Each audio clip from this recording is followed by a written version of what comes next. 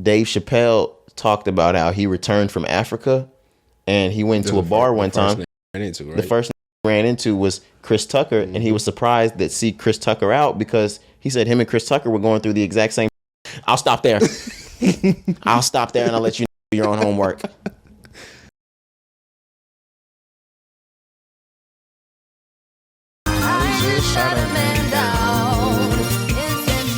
Apologizing to the ops mom after is crazy.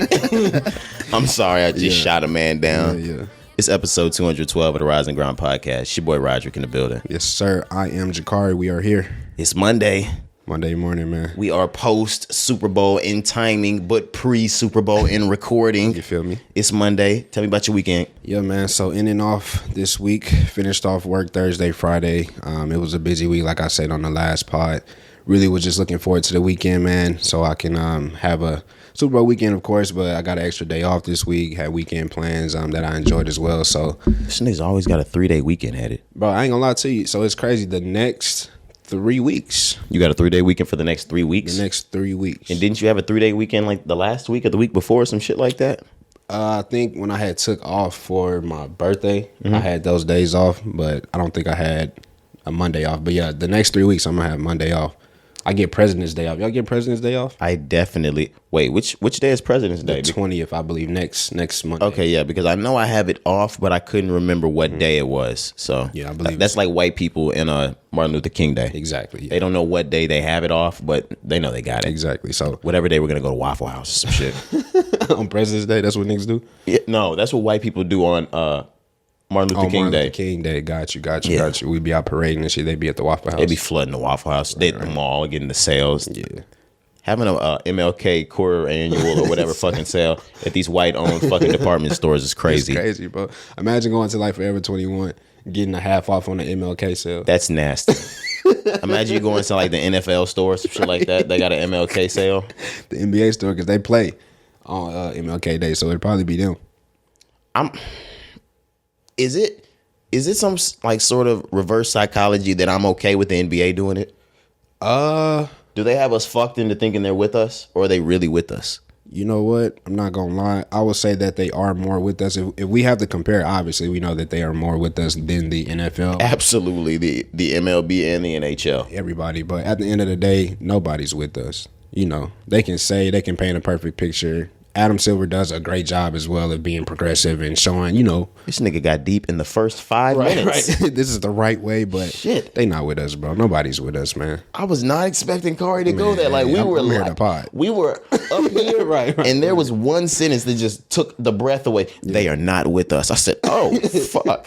You triggered me. This nigga got nip prolific. Like, all right. Yeah, bro, they not with us at all. Huey P. Newton, what the fuck is going on? They are not with us. That shit was funny. Dewey, Shabba Baba, ooh, Mama Say, Mama Saba Makusa.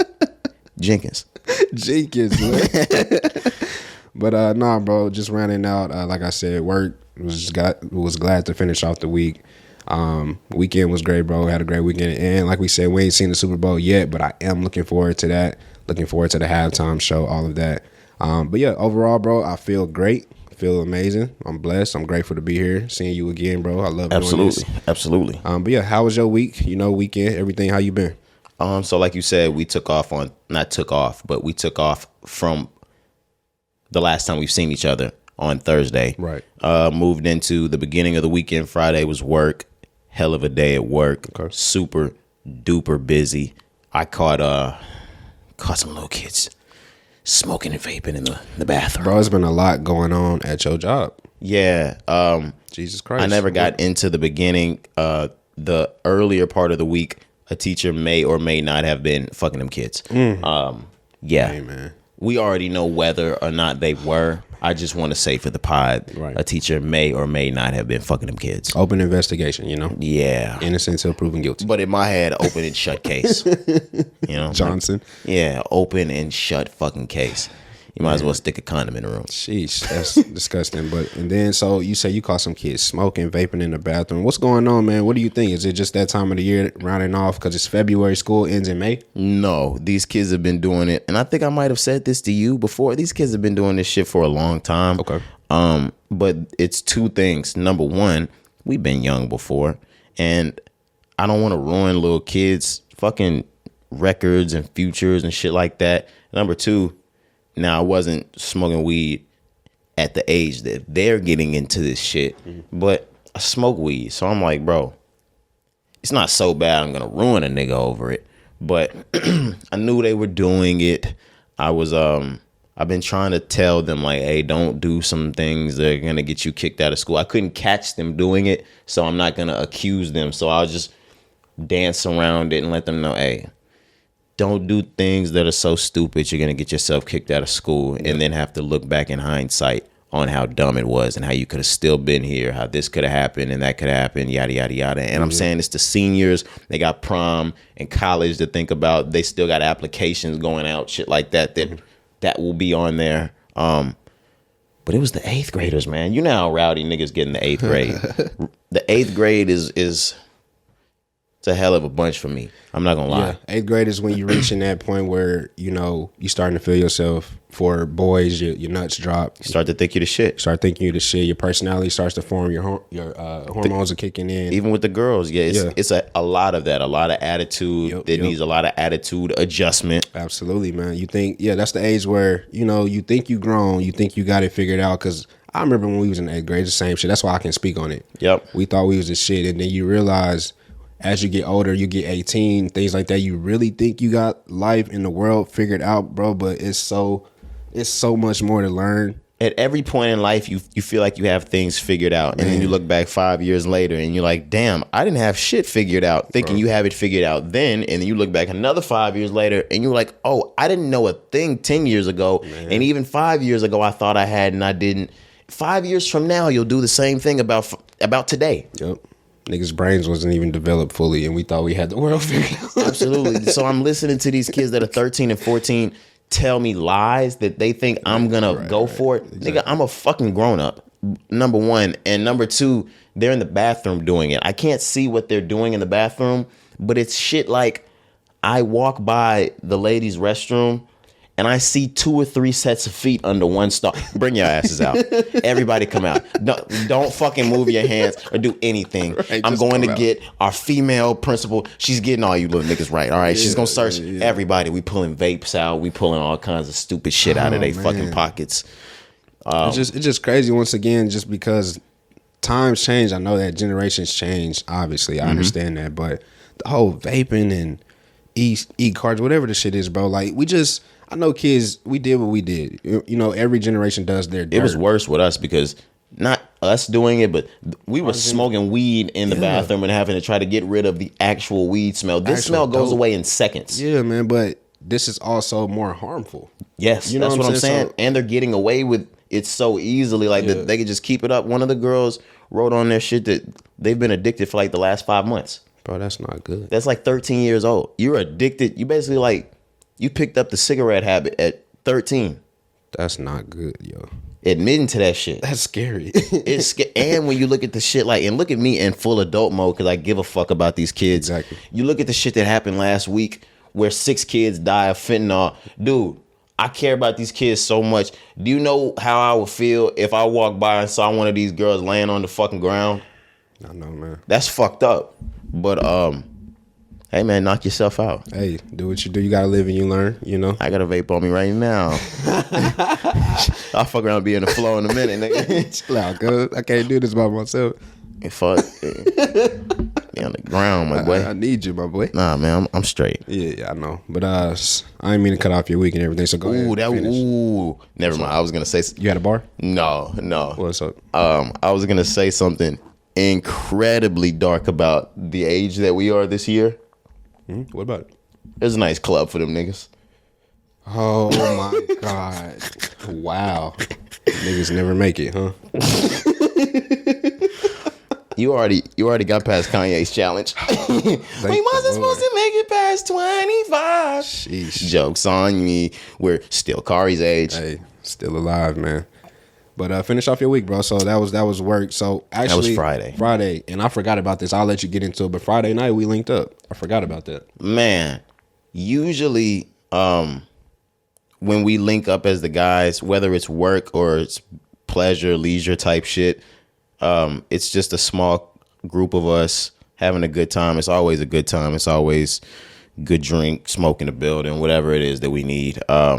Good time, good conversation.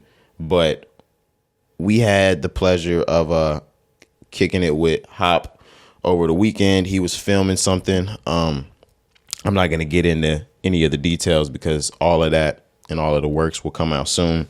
But it was nothing but business when I walked in the building. Probably about 12 to 14 people, I would say, in there. Man. Nothing but lights, cameras, computers, editing. Lights, camera, action, for real. It was a whole lot going on, but it was a great time. It was great vibes. Absolutely. So I ended up having to come a little later, like an hour later than everybody else showed up because I had to. I got off work late. So and I was later than everybody anyway because I smoke hella marijuana before I go anywhere.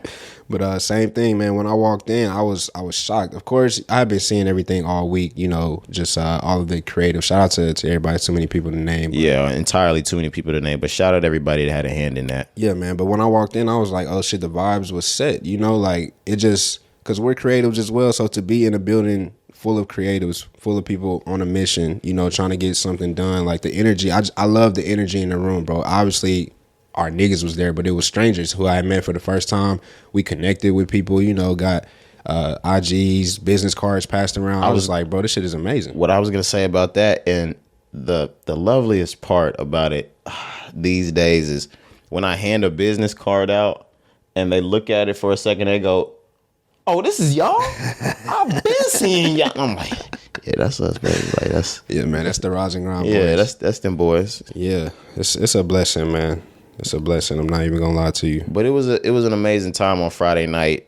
Like I said, it was all business, but when you're creatives, man, it's a certain type of vibe in the building. Yeah. And that vibe was there. Yeah. Absolutely. You know, came in, had the wine, we playing good music, good food. Yeah, Come Home Soon Volume 2 was playing. Yeah, you already know. Make sure you check out Come Home Soon Volume 2 if you have not. The link is at the bottom of the bio. And if you click the link inside of our bio on IG, Twitter, anything that you got of ours, that's gonna be the first thing you see. So make sure you get at that. Talk to him.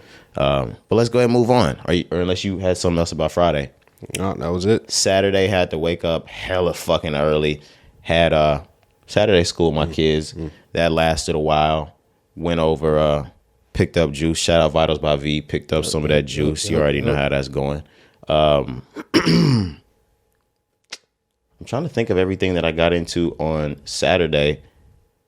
Had a great steak on Saturday, steak dinner type shit. Same. We talked about that in pre-production, man. We don't eat. I consider myself pollo pescatarian. Same. I only eat chicken, fish, turkey. That's really it. But every now and then, the same way, vegans, y'all are not 100% fucking vegan, and that's like a running joke. Even with vegans, people that are like I said, pollo pescatarian, people that are just pescatarian, people that just eat chicken, whatever it is. It's like a running joke that there's cheat days for everybody. Vegans, y'all don't just eat that vegan shit. Y'all have steak sometimes. And you know what I realized? You have milk with cereal, nigga. With the vegan food, I mean, I understand it, but the whole concept of the vegan food is for it to look like the real food. So I'm like, why don't y'all just eat the real food? It'd be like a vegan meal, but it'd be steak on the title. I'm like, but because maybe they on that PETA shit, you know? If you're on that PETA shit, I understand. Hey, man. And if you have like a real medical reason why. Right. Like I dial back on a lot of the shit because all I see on my mom's side and my dad's side, pancreas shit, what is it? Diabetes, fucking congestive heart failure, shit like that. And everybody wants to blame it on the fact that it just quote unquote runs in the family. It's bullshit. All y'all eat the same slave food. And we've been eating it for generations on generations. I love it. It tastes amazing. I will eat it on Thanksgiving. I will eat it on Christmas. I will eat it on New Year's. Besides maybe a couple of other choice times throughout the year that I might make it by the hood spot and get a plate type shit on a Sunday or whatever, I'm not eating that shit all fucking year. Are you crazy? So I'll tell a story real quick and then I'll let you go back in. But that's the same, like, that's literally the reason why my father doesn't eat pork. It's just, it's killed our past generations. And everybody wants to blame it. They think it's in our blood or some shit. Like, it's not. Y'all putting it in it. Yeah. So I think my pops ain't had pork since like 94. Though. That's fire. Yeah. I don't now, even with the shit that we talking about we cheat on, I don't cheat with pork. I don't eat pork. Fuck pork. At all. Even outside of the religious reasons. And people ask me if I'm Muslim all the time. I'm Christian. It's still in the Bible. Yeah. I get that when I meet new people and I tell them what I don't eat, they always ask the first question, is it religion based? I'm just like, nah. People will straight up, they be like, oh, are you Muslim? No, I'm Christian. And it's still in there. Yeah, dog. But yeah, like I said, that's one of the reasons. So when I was growing up, we never had pork in my home. That's fire. I wish we would have did. I got my people off pork. I will say that. I got my mom and my sisters, I got them off pork. That's good, man. Yeah. When I would go out though, like, of course, I could have pepperoni pizza. I had pepperoni pizza. We weren't restricted from it. It wasn't like our people told us not to drink it. Exactly. I mean, not to eat it. Not to eat it, I almost fucked up some with my wine, so all I was thinking about was the wine. We good, though. But, like, when I would go out restaurants, I would get the baby back ribs. I told y'all before, Chili's was my shit. I would always get the baby back ribs. Same. But as I got older, high school and college, man, really, when you start reading things, you start learning yourself how you want your life to be, how you want your future set up. I had to cut that shit out, bro. So, like, I can't tell you the last time I had pork. I don't know about you. I knew about a lot of that stuff in high school. I tried to be vegan or vegetarian, some shit like that one time when I was in like middle school, but really? Okay. I wasn't making my own money. So my mom Dukes was on some like, you gonna eat what I bring in this fucking house. But even in high school, I stopped drinking soda in high school. Oh yeah, same. That was my choice. I was always like caring about my body and what was going into it type shit. And the moment that I started making the money for myself to do what I wanted with it, oh yeah, you cut the pork out. We're going to go ahead and cut the beef out. Yeah. But we saying all of this to say this weekend was a cheat weekend. Cheat weekend. I had a nice ass. Like, it was just a New York strip. I was thinking about the T-bone. I was thinking about the porterhouse that I was looking at. But I know the New York strip has like the least amount of fat on the cut. Got me one of those. I usually do medium well. I went with medium. I was like, let's get a little more pink. Bro, I cut that shit open. It was beautiful. Oh my gosh. For somebody that I love steak. I just don't get to eat it much anymore because of my diet. Same. That shit was amazing. No sauce. I was just going with the steak sauce inside or the blood, whatever you want to call it. It was called like some kind of topping. It was lump crab on it, asparagus. Yeah, man. Then we had the mashed potatoes. I'm trying to the little Caesar salad before. Okay. It was a nice ass dinner. I was going to say that was beautiful. Bro, that was beautiful. Oh my God. Yeah, I'm drinking the Cabernet right now. I had the Cabernet with it. Yeah, we in here going crazy with the Cabernet. Yeah. But same, man, cheat weekend for your boy. Had a nice little steak dinner, man. My shit was medium well, extra seasoned. Dog, I didn't need no A1. Like, that's how you know the steak is just crazy, man. I had a filet. Oh, you got the filet? Did you butterfly it?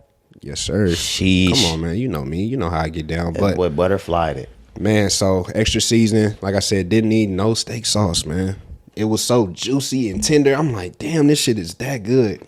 Look at us. We were really talking because we haven't had steak like that. I don't eat it, man. I don't eat it. But sides, man, had the asparagus as well. Grilled asparagus. Had lobster mac and cheese. I knew you was going to say it. I don't know where the hell Cari went. Now it's seeming like was it Perry's? I was going to say, okay, you went to Perry's. Yeah. But whether it's that or Del Frisco's or Eddie V's, something like that. Yep. I always expect someone to say something like that. That's why I put the lump crab on mine because I didn't have the lobster mac option. Yeah. Everybody does the lobster mac and cheese or the truffle mac and cheese. Oh my gosh, man. I missed out. Eddie V's has a crab fried rice that is amazing. I had it on my birthday. Oh my God. Oh my God. And the thing about good. One serving of it, it'll fit it'll feed two people. Yep. Oh my God. And I had it come out early. Yes, sir. It was there when the food came out. It's fire. Oh my gosh, that crab fried rice over at the Eddie V's was doing something different. Yeah, bro. And don't let you already be a little lit off the drink by the time they bring that through. Yep. Oh my gosh. Yeah, man. I'm gonna start cheating more often. I ain't gonna lie, dog. Like I was eating that steak. I'm like, damn, I miss eating this, man. Like, because like I ain't gonna lie to you. So like an actual beef like burger patty, right? 2019 was the last time I've had an actual like patty. Shit, right? I cheat more than that. It's crazy. So steaks, of course, like I'll have a steak. Like so far this year, I've had steak twice. I had it on my birthday and then this weekend. But like last year, maybe 1 or 2 times. The year before that, maybe 1 or 2 times. But that's why I'm talking like this because, bro, I don't eat it. So like when I do get to eat it, bro, it's so amazing. It's so amazing. So you haven't. When the boom of like Shake Shack and Hop Dotties came through, I've never been. I had Shake Shack, but I've never been to Hop Dottie. Okay, yeah, both of those places are on fire, Cari. I've had Hop Dottie is amazing. Yeah, I've heard, but what is it called? Steak Shack? Is that how you say it? Shake Shack. Shake Shack. I had that when I was still eating beef. All right, Hop Dottie is the one that's near our hibachi spot. Right. Yeah. Cari, my mom brought me there like 3 weeks ago or like a month or something ago, something like that. It was my first time ever having it because I don't eat that shit. Amazing. I've looked at the menu. They got like different options like bison, different type of beefs. I just had a regular, it was like a barbecue burger, some shit like, it was called the Good Night. Okay. That shit was amazing. Another one that I want to hit you with because, have you been on a cruise before? Yeah. You've had one of those Guy Fieri burgers? I have not. Oh my Lord. Anybody, and there's a lot of people that listen to the pod that I know y'all have been on a cruise and they can attest to this. Them Guy Fieri burgers are the best burgers you have ever fucking had, Cari. For real. They pulling it off like it's one of the, like it's a patty melt type shit, but they putting it on a regular bun. Okay. God, it's fucking amazing. God damn. They got their own sauce. You might do a little barbecue sauce. They got a little spicy barbecue you might do with it. If you don't want to do that, you can just do the ketchup mustard. They got lettuce, but it's like the super thin shredded lettuce like you were at. Do you remember Fuddruckers? Yeah. They doing it like, God damn it, I'll just flip this whole fucking table over. Niggas really miss the beef, bro. It's crazy. Yeah. I miss Five Guys. I ain't gonna lie to you. I used to go crazy at Five Guys. I miss Fat Burger, but have you been to Fat Burger since it's been here? Been to Texas? But I got a turkey burger when I went. Oh, right. See, I know it's not the same. It's not the same. Exactly. Yeah. They put it on a different bun and all of this. Nigga, don't put my shit on that wheat bun. Give me that regular bitch ass nigga. With the sesame seeds. What are you fucking putting my shit on a wheat bun for just because it's turkey? Put my shit on a regular bun. Right. You treat me like I'm a fucking bitch. Like an outsider. Yeah, man. If you eat a burger on a wheat bun, you're a bitch. Damn. Yeah, I'm calling you niggas out right now. If you eat a burger on a wheat bun, you don't get pussy, and you. Now you gotta cut that out. That's offensive. Damn. Oh my God. Yeah, no. Oh my goodness, man. I just offended a lot of people, man. Yeah, I'm sorry. It's all good. But yeah, back to you though. You done with your week or that was Saturday? That was Saturday. Go ahead, keep it. After that, it's the first UFC of the year. Damn, you had a great night. Oh my gosh. You had a great night. I think his name MSCHF versus Volkanovski. Oh my God, it was a whole hell of a card. Shout out the UFC. Shout out that nigga Dana. He slapped bitches when he need to. His own wife. Nah, it was crazy. That was uncalled for. Uncanny. Right. Uncanny. But it was an amazing event. Yeah, I had the dinner. Then I got to go right back and watch one of my favorite sports of all time. And I'm sitting here chilling by myself for the entire rest of the night. Great night. If there's something that I love, it's fucking alone time. Dog, I'm so glad you said that. Because these days, people act like they can't be alone. People act like they can't be alone. People act like you're an asshole for telling them you just want to spend some time by yourself. Mm-hmm. Man, fuck y'all. Hey, straight up, I second that, man. I get some of the most like peaceful time. I get some of the most I get everything done. I'm a homebody. When it's somebody's birthday and y'all have a section at the club, I'll go. If there's a one-off night, I haven't been in 6-7 months. We just got a section at the club, I'll go. Other than that, I'm staying at home. Like if it's not like a dinner or a restaurant type vibe, I don't want to go out now. I'm sure as we get further and further on what we're doing now, there's going to be things that we have to attend out at night type shit like that. But I would rather be in front of my TV, joint in hand, lit, wine poured, big ass TV with my sound bar. Hey man, that's how I spend damn near every weekend, man. Like, leave me the fuck alone. Yeah, alone, bro. But I think society at this point, I'm gonna get a little deep here again. You didn't got me triggered. This nigga's trying to be prolific. Bro, I just think like Nip Gentry. Nip Gentry. I ain't gonna lie, bro. People, I think it's just like the generation society these days have just taught us that you should have somebody with you at all times, and that's not the case. I think it boils down to relationships as well. We see how people post their relationships these days, and they want to be them so fucking bad. Everybody wants to be hashtag relationship goals. Bro, and like, y'all don't understand, half of the shit that we see is fake. It's fake, nigga. That's not a power couple you're looking at. They're fucking miserable. Y'all wanted to be Kanye and Kim forever, and he put that bitch through the mud, like the mud, the dirt, and she put him through it. Exactly, man. People go through shit, bro, that they just don't show it. Social media, everybody just posts what they want you to see. They post the happy shit. But like you said, meanwhile at home, bro, people are miserable because they not communicating. They not giving each other space. You know, nigga, I would much rather be alone in damn near like every situation in my life.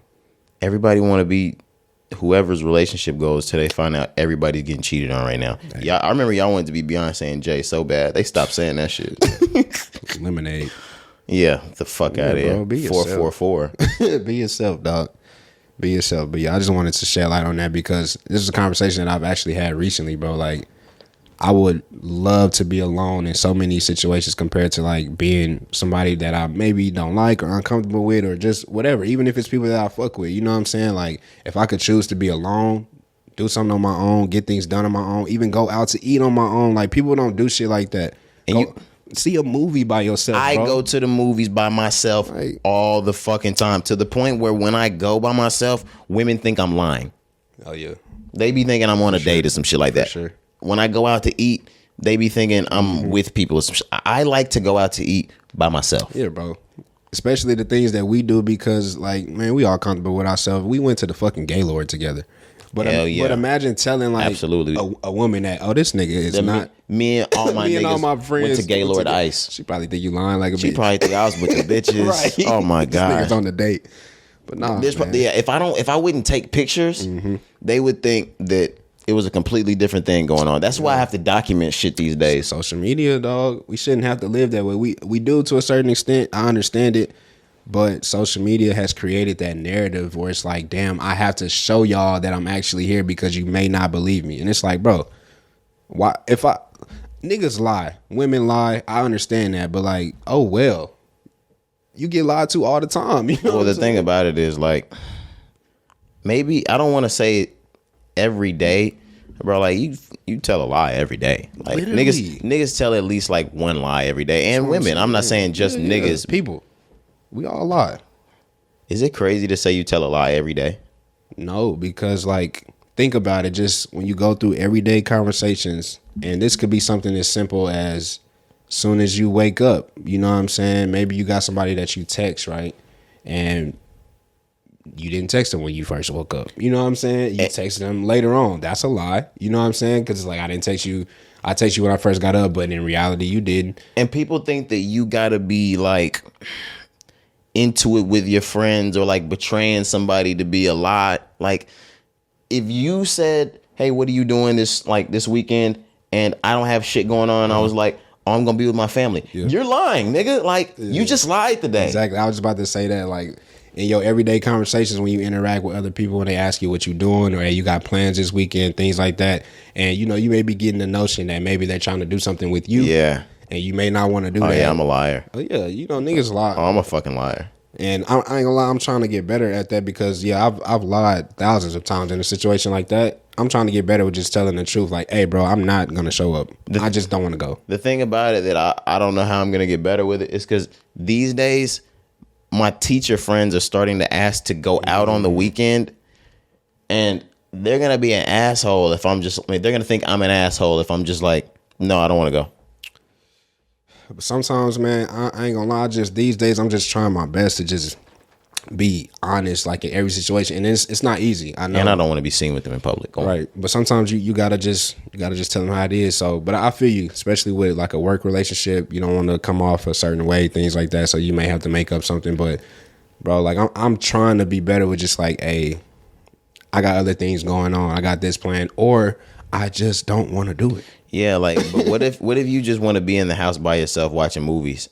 I'm gonna just say, hey man, it's one of them weeks where I don't want to do nothing because I'm so, and you can attest to this too. Like, bro, our life is scheduled. Like, nigga. Yeah, I'm busy, man.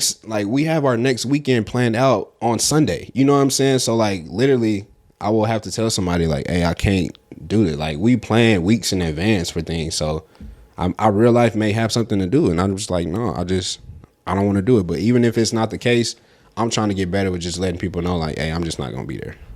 It's hard, though. I ain't going to lie, because you want to be the good guy. See, so much. We could have something planned on Monday, and I start to decide that I don't want to be there anymore. It could be scheduled for Friday night. Mm-hmm. I'm gonna wait till like Friday morning and be like, oh man, well, something kind of came up. See, and that's what I'm trying to get better at. Either that or I'm gonna ghost you and you'll never hear from me ever again. I'm trying to get better at that because I've done that countless times too. What, ghosting people and you just never hear from them? Ghosting, but waiting to the last minute. Oh, you stood people up like that? I haven't stood people up, but I'm saying, like, I've ghosted people. Like, we all done ghosted. Have you ever ghosted someone on the day y'all had a date? No. I know you have. Dog. And the thing is, like, I've never even told you I have. How the fuck you gonna? No, you have. We talked about it. What? We talked about it. I believe I told you I've been ghosted on a date before. Okay, maybe that's it. No. There's a situation. I know exactly who you're talking about. No, go ahead, say it, because now I don't know what you're talking about. But don't say the name. I can't tell my situation. I can't say it without saying the name. I can't say it. Just explain my situation. It was somebody new that you met. This was years back. Somebody new that you met that we knew from college. Okay. She hit you up. She wanted to go out on a date, and on the day of, you canceled. You ghosted her. You never said nothing to her. Like, I think you maybe blocked her. I don't know, but you know. Did I have sexual relations with her in college? No. She's a friend of a friend. Fuck, I don't know what we're talking about. That's why I didn't even want to bring it up. No, it's okay because nobody knows who we're talking about now. I don't even fucking know. That's fine. But now I look like a whore. Nah, bro. Not even. But no, I've never ghosted on the day of. Huh. Good for you. Yeah. Good for you. I'm a more mature man these days. Exactly. Oh, look what I've done to myself. Do we have anything else you want to get into? You want to intro some shits? Yeah, we can start with some intro topics, man. So I ran into a topic on Twitter. It's a tweet. It says, I gave my children a few options. This is from a woman. A woman. I gave my children a few options they must major in, and they had to choose one. Medical, finance, law, engineering. In the black community, we give our kids too much options in life that doesn't benefit the family. Before we get into what she said, I don't like bad grammar, and I don't like too much options. And I don't like when people say too much options. Too much options in life that doesn't benefit the family. I feel you. The word much should be many. Too many options. Too many options. Yeah, you're right. Too much options. It really grinds my gears. That's just to let y'all know, during the writing state required test, commended performance. Oh, I always got CP. Oh my God. CP. Oh my God. On the writing, bro, I always got CP. Did you really call it CP back then? Or like, are you just doing this right now? No, I think that they did call it CP. It was called commended performance. I've never heard a nigga abbreviate that shit. I swear. And Jakari, you got CP on your writing. Man, get the fuck out of here. Definitely got CP, man. We just called it commended. Yeah, maybe I just made that up. I don't know. You just made that up, man. That's crazy. But yeah, this woman said that her children, when they go to college, they will only have a few options: medical, finance, law, and engineering. Mm-hmm. I'm gonna lead with love first. I'll say I understand the concept, the thought behind it. You would think that, you know, you're leading your kids in the right way to be successful in the eyes of society. You know, you look at engineering, you look at law, you look at medical, you look at finance. Society, you know, grades those as high paying jobs. Successful people, wealthy people, you know, are in those industries. So as a mom, because this is a woman, you know, from a bird's eye view, she's thinking she's doing the right thing, right? I'm not leading with anything. Yeah. But on the back end side, bro, I don't like putting people in a box. You know what I'm saying? My entire life, when I was a kid, I never knew what I wanted to do, like, really, with my life. You know what I'm saying? I thought I was going to go to the NBA, nigga, like every other kid. But when it came down to, like, oh, I'm not going to make it in sports, I real life didn't know what I wanted to do. So if I would have been put in a box, I don't feel like that shit would have helped me. you know, because I was able to be free and make my own decisions. That's why I am who I am today. So I don't agree with that. And I know certain societies, they do that. Like I know the Asian community, they're known to do that, like where their kids have to be doctors, they have to be nurses, you know what I'm saying? Because they're like, it's gonna benefit the family. But with me, man, on the outside looking in, especially from the black community, like we gotta let our kids be creative and be open, because you just never know what we could end up doing with our lives. I have a lot of different pieces on this. This really grinded my gears, I'm not gonna lie.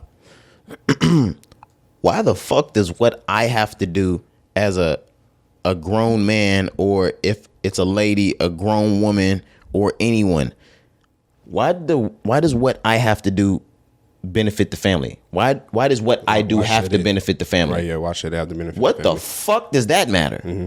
I know what you mean. Why do you not have it figured out? Why she putting it all on you? We give our kids too many options that in life that doesn't benefit the family. Who gives a fuck about you? This is my life. Mm-hmm. I'm not saying that I don't give a fuck about my people or my mother, my father, things like that. But if my mother gave me these options and said, we give our kids too many options that don't benefit the family, what the fuck does what I want to do in my life have to do with you? Yeah, or my mom, or my dad, or my sisters? I think that's an unhealthy way to raise your kids. Like it's the same thing when you have, you know, those parents who loved a certain sport so much and they didn't make it, so they try to drive it on their kids, and it's like, your kid don't even like football. You want them to be a superstar, they don't even fucking like football. And another thing about it, kids are in grade school from basically 5 through 18, shit like that. When you leave to go to college, you are a grown person.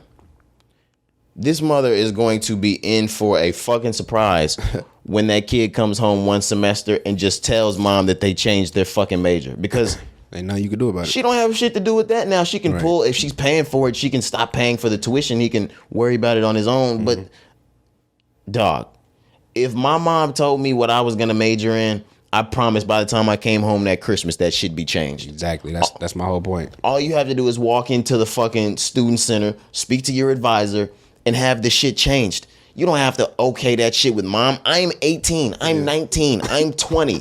What the fuck does it look like? Well, make sure we call mom and she signs. No. Yeah. As long as the shit is getting paid for, you could be a fucking astronaut. What the fuck?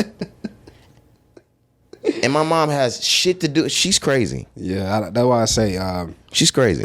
I love her concept. Exactly. But even in that, she's thinking that now the medical field post-COVID, I'll give it to you. You can get your degree in medicine and some shit like that and get to work immediately post-COVID. Thank COVID for shit like that.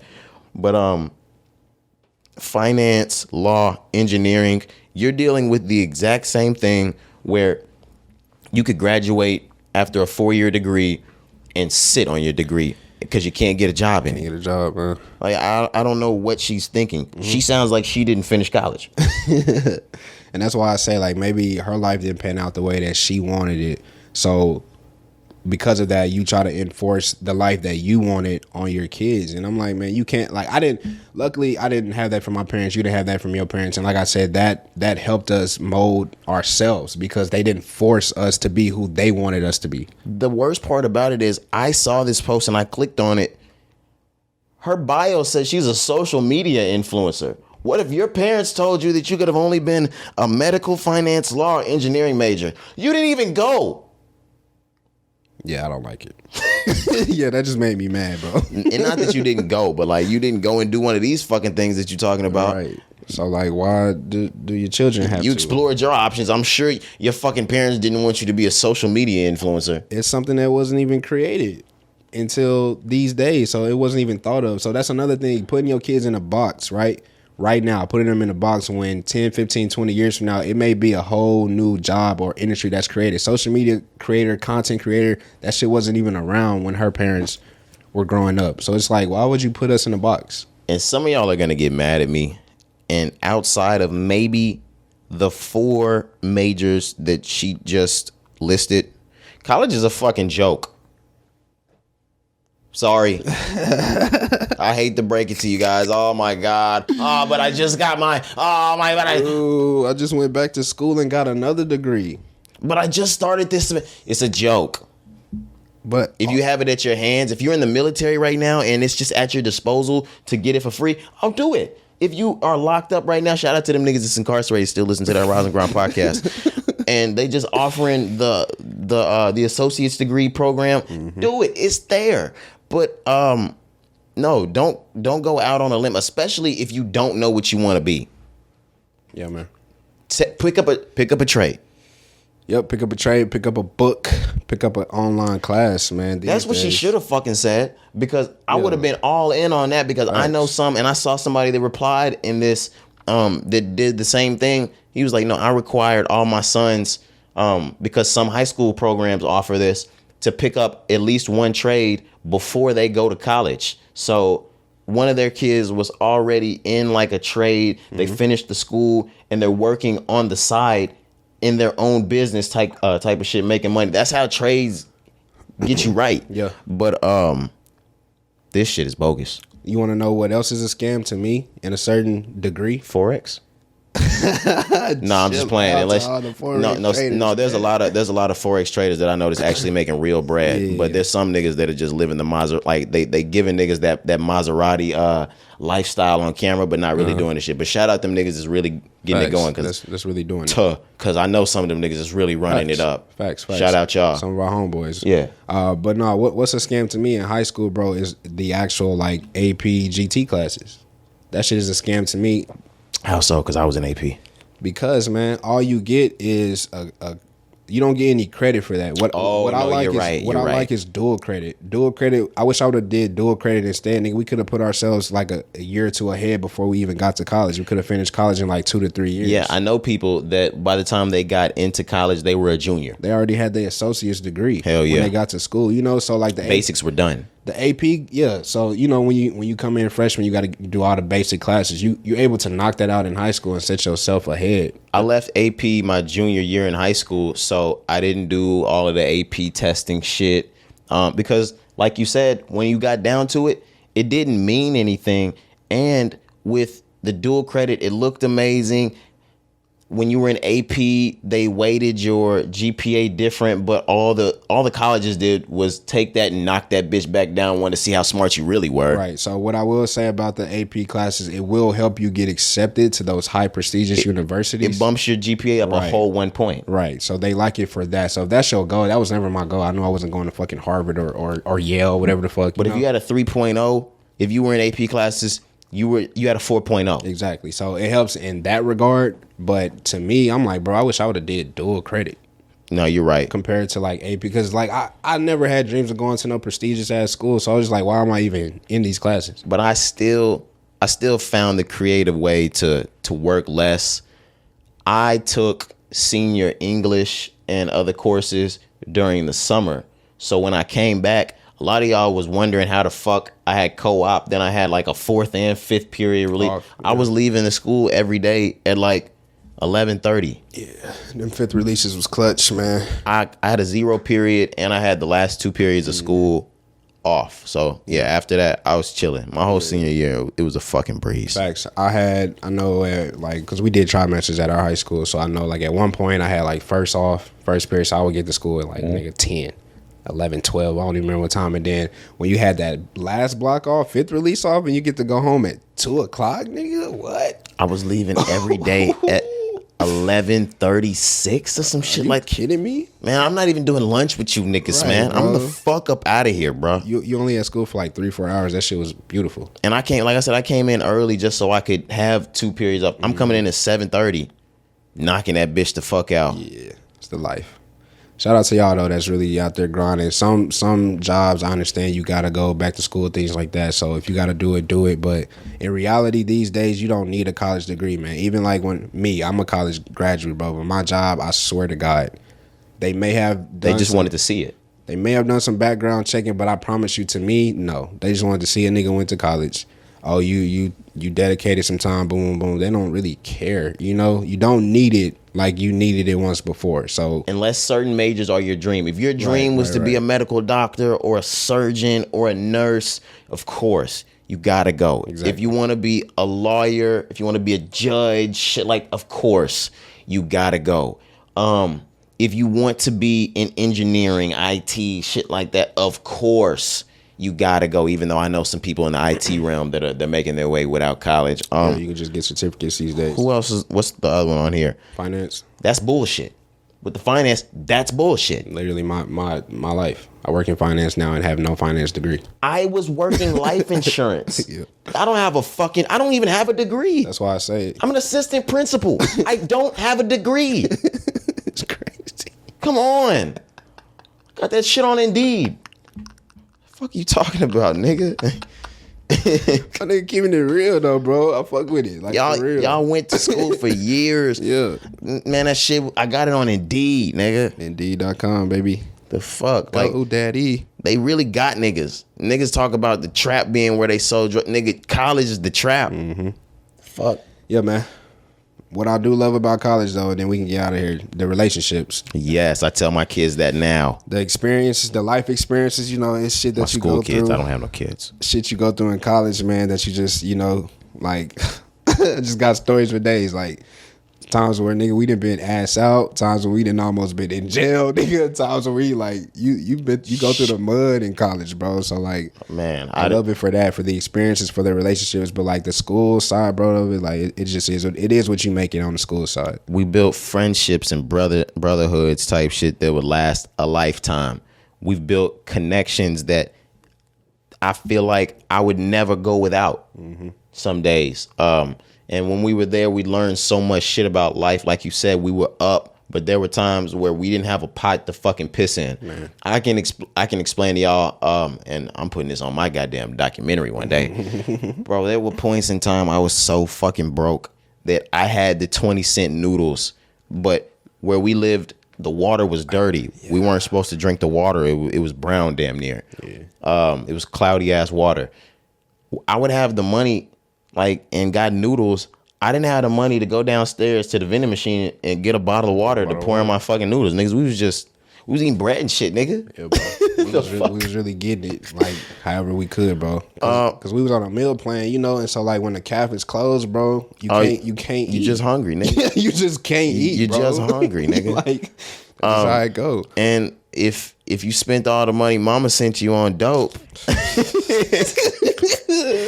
you ass out, man. Ass out, dog. Man, there was a lot of shit that we learned, like you said, nigga. Times that I in trouble with the law. The laws, man. Niggas done seen them red and blues, man. Niggas done seen them red and blues, niggas dog. Blessed, bro, because shit could be different around this hoe. I ain't gonna lie to you. And shit that we had no business being, man. It's just the environment, you know. Sometimes the environment just creates it for you, but it just is what it is. But yeah, it's certain situations, like, I'm grateful and blessed that it ended up. Me too. Ended up, like, I'm grateful we went through it, but I'm also grateful on how, like, the outcome was, because it could have been worse. And what I will say is, and I'm okay with saying this, and college did this. When I left high school, I feel like I was soft. I was niggas was not. It took 4 months, nigga. I came home Christmas break after niggas was not soft no more, nigga. Hard body niggas was not soft no more. And by the time we came home from school after our sophomore year, Cari, we had a little bit what I say, street-esque. Nah, like, it was there at that point. Like, I feel like, not like I would get pushed over and no shit like that, but after high school, I feel like I still would have let a nigga play with me. Pause. Whoa. Yeah, I know. But after college, like, man, niggas not playing with me. Niggas not punking me. Like, yeah, I'm a grown man. I'm a grown, and we'll really get to it with niggas. Like, I will fight you, bro. I will beat your ass. Yeah, that's like, what college did. Yeah, like, for sure. Nigga, we going crazy now. For sure. You remember freshman year? Like, we was begging for niggas to fight us.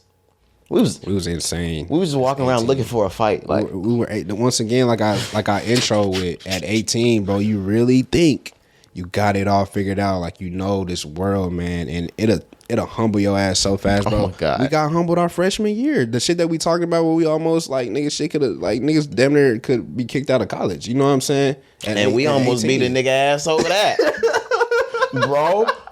We almost kicked a nigga's ass over that. We almost made a road trip to beat one nigga's ass over some shit. And we was like that back then. That's what I'm saying. We was scary, nigga. Just dumb shit, man. Like, I'm grateful for it, but at the same time, I'm like, ew, bro. Like, you better have that money turned in, yeah, nigga. I need that bread ASAP.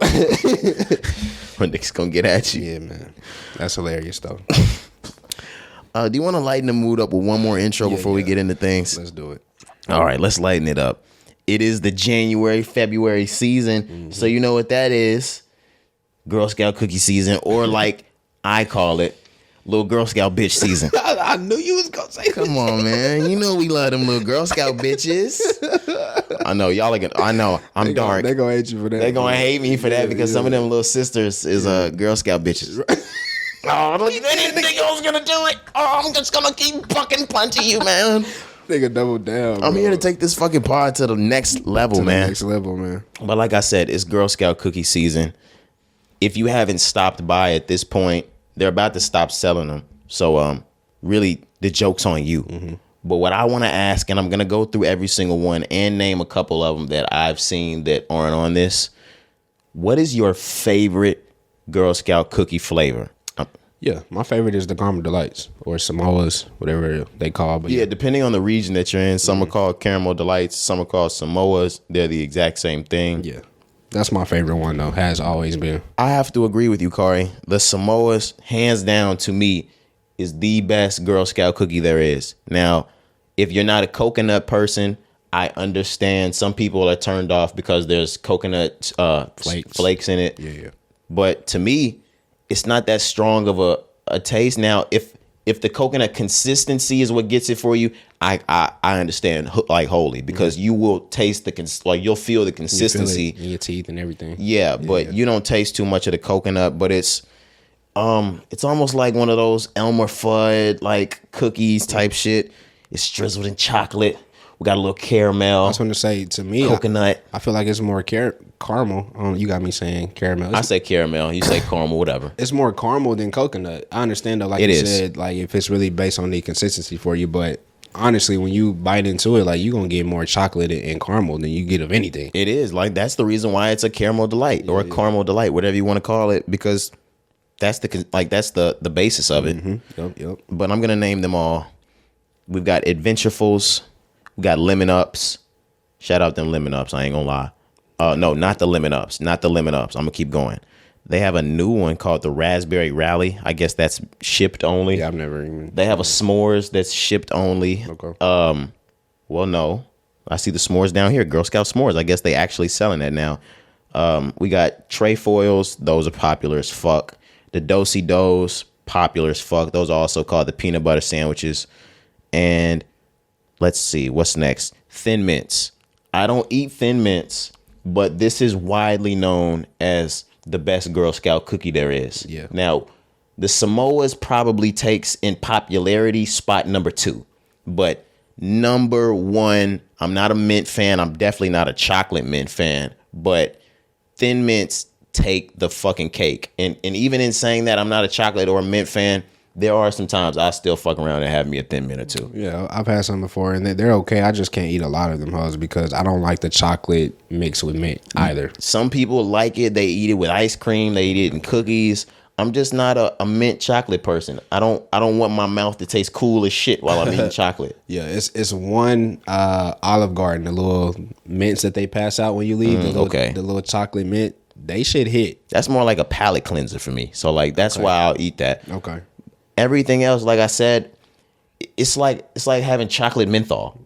I don't want my mouth's cool as shit after I eat this mint chocolate. My mouth is supposed to taste like chocolate. Now it just tastes like ice. Yeah.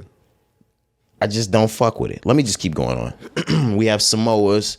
Then you have the tag-alongs, hashtag. I said hashtag. Tag-along. Also known as. AKA. Also known as peanut butter patties. Shout out Drell from college. That's what he liked?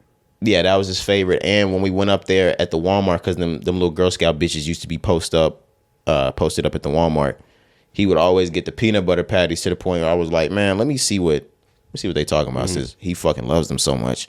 Tried them. Amazing. Them peanut butter patties is hidden. the next one is the one that I wanted to talk about. The lemonades. Them lemonades been hitting since I was about 4-5 fucking years old, man. I don't know what's in them lemonades. Fire. The Toffee-tastic, that's a brand new one. I had Hoppy Mom Dukes slide me a box of those because she's always been in cahoots with the Girl Scout shits. What they hitting for? You had it yet? They straight, okay, but they gluten free. The consistency is weird taste to it. It's got a little chalky taste on it.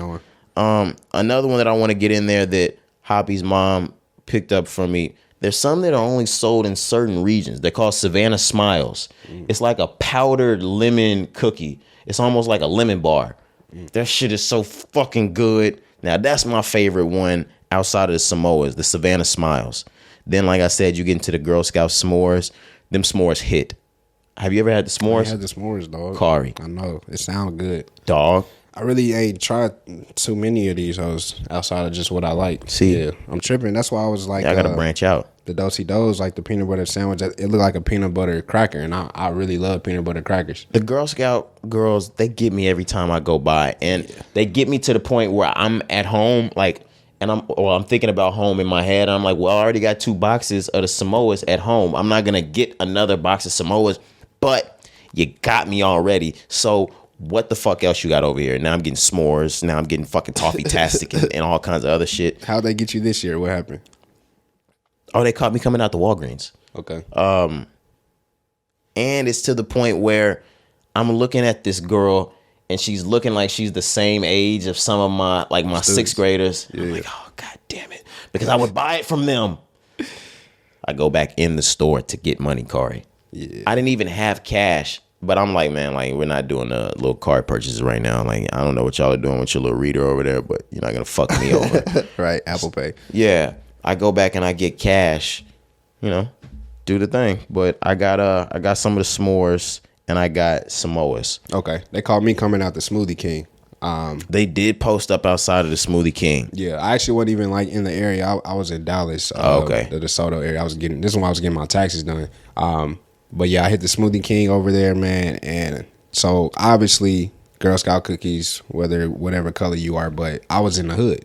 I was in the hood, bro. So they were black. Oh, so you gotta show love. So I was gonna show love either way. Like I wasn't gonna say no. It was 2 little girls and they mom. Like, oh, okay. I was like, what you got? I was like, you know what? Give me 2 of them. You gonna make sure she get that bike, right? Get all your points. Yeah. Get that bike. I said, give me 2 of them. Just because y'all out here, So they'll get you, bro. They'll get you. So that's what it was for me. They happen to be black.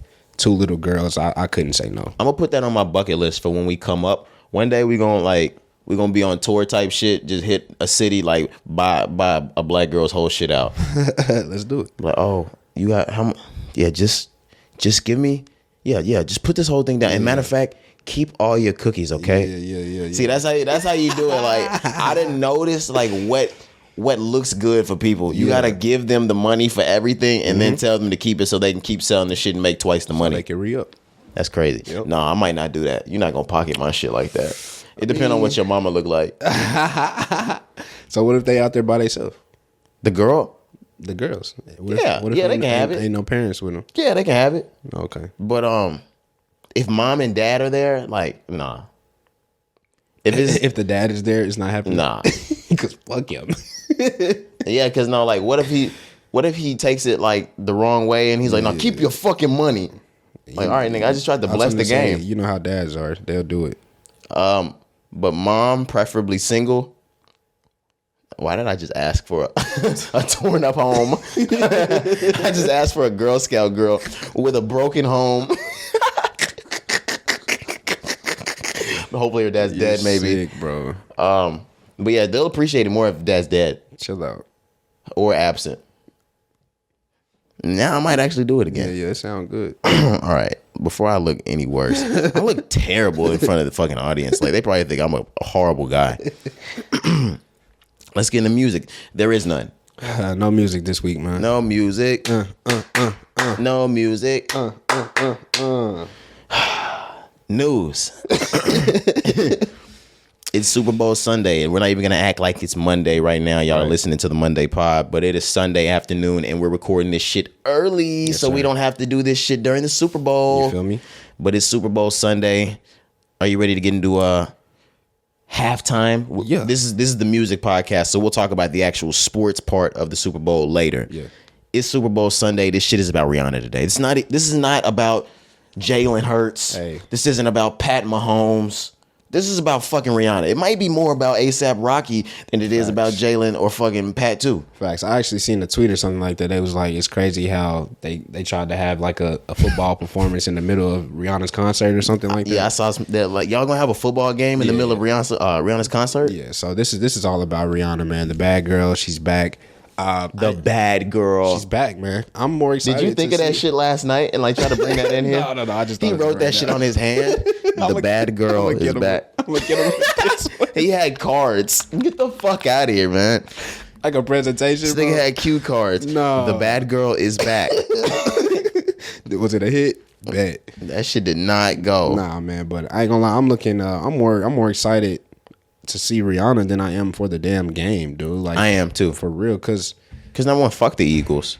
Fuck the Eagles. Fuck the Chiefs, obviously. But it's Rihanna, man, and I know she's gonna have a crazy halftime show. But I'm also looking forward to see who she brings out. Yes. Now I already know some of the people. I don't know if it's pregame or some pre-halftime shit. Babyface is gonna be performing. Okay. Someone else I can't remember, but I am eager to see who might come out for Rihanna's performance. We've got a lot to talk about because I think we're both in agreement 150% that Jay-Z will be coming out. Yeah, Jay-Z's gonna obviously be there. The Rock Nation connection, the connection with the NFL. I was gonna say he's over the entire program that finds or that decides who's gonna be the halftime performance. Right. You can only expect Jay-Z to come out because he is the Rock. He is the birth of Rihanna as it pertains to labels and commercialization, black billionaire brilliance. Yeah, all that. Who else can we expect? Do you think Drake's coming out, Cari? No. I know. I just had to throw that in there. Come on now. DJ Khaled, maybe? No. No, you might get DJ Khaled, Cari. No. Wild Thoughts? No. In that case, you got to bring Bryson Tiller, and that's not happening. If Bryson Tiller came out, Like, what? I knew this whole thing would be ruined. Right. Exactly. You better not bring that nigga out. Yeah, bro. I'm just trying to look at some of her big features. Calvin Harris doesn't come out. Maybe Calvin Harris, bro. You got to have for the white people, too. Chris Brown comes out. Shut the fuck up. Stop playing.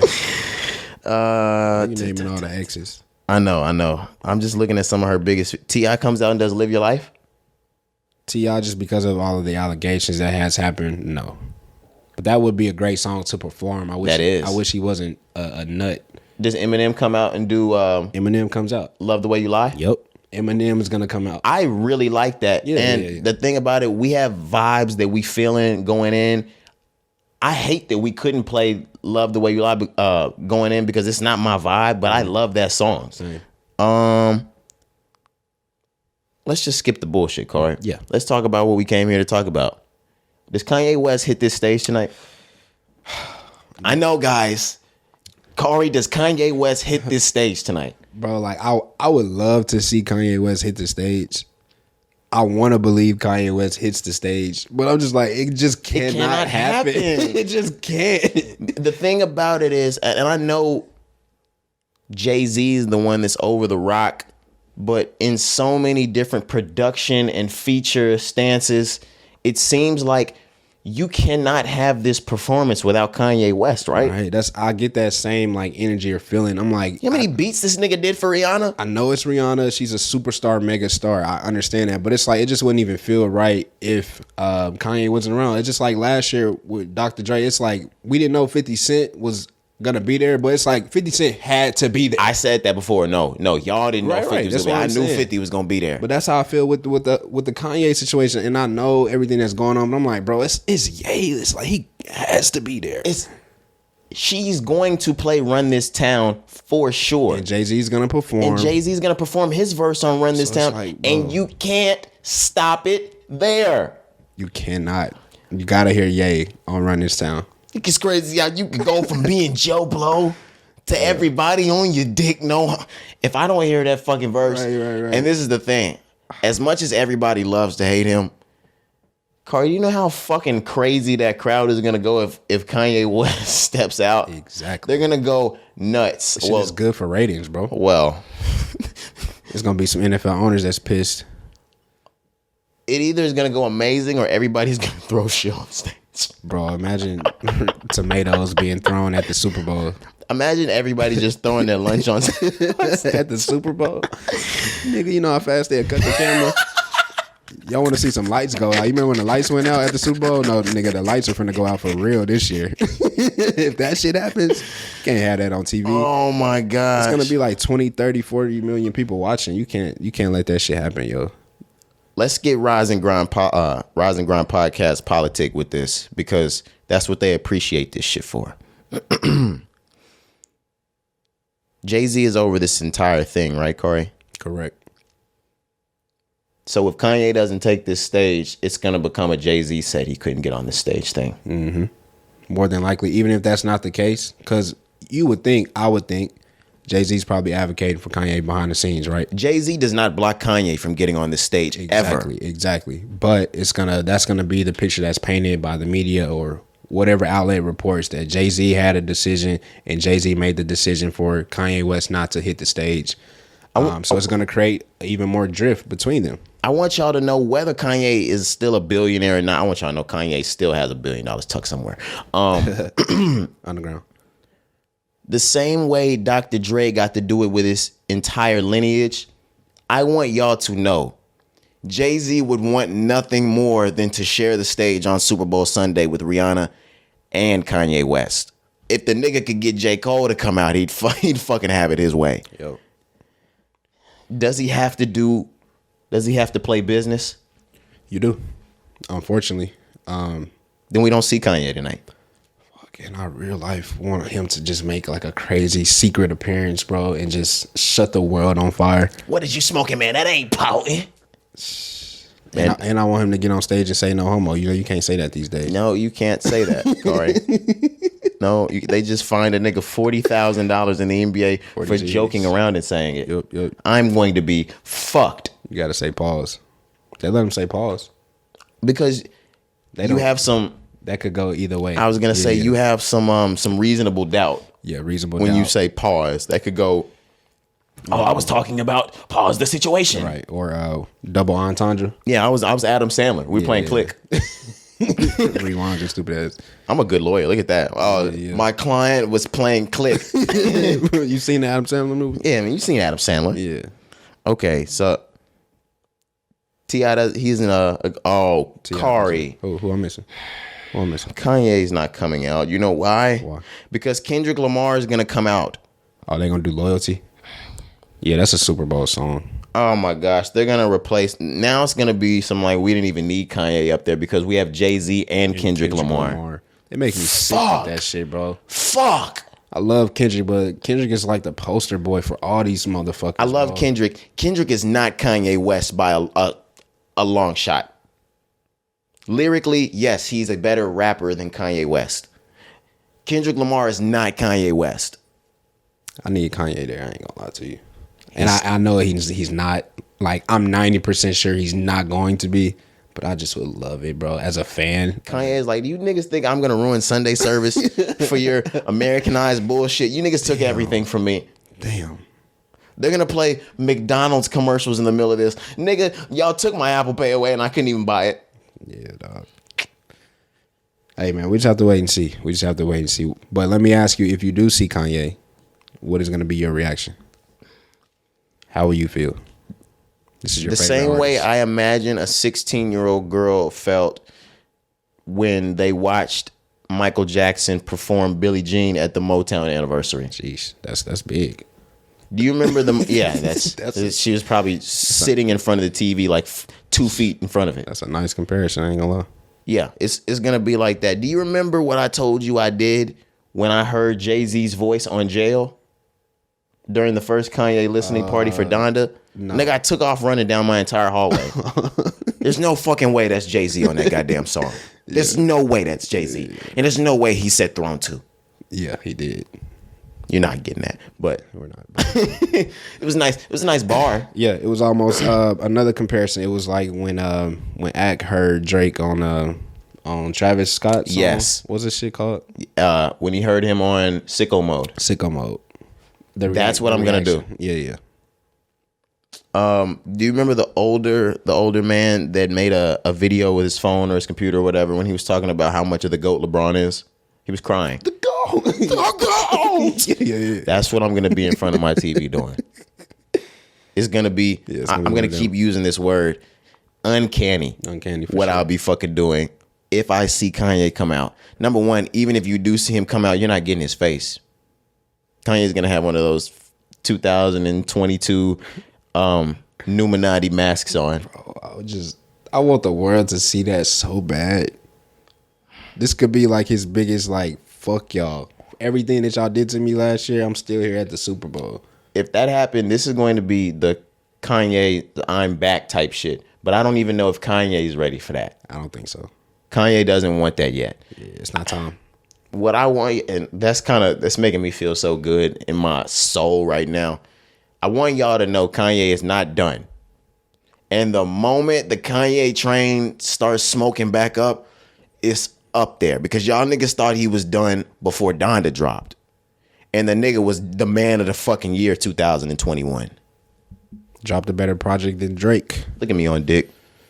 Hey, sure guy, man. But yeah, Donda was better than CLB. I'll stand on that to the test of time. Absolutely. Donda was better than most of the albums that came out that year. Absolutely. But I couldn't agree more, man. And it just, once again, this is the guy that moves in eras.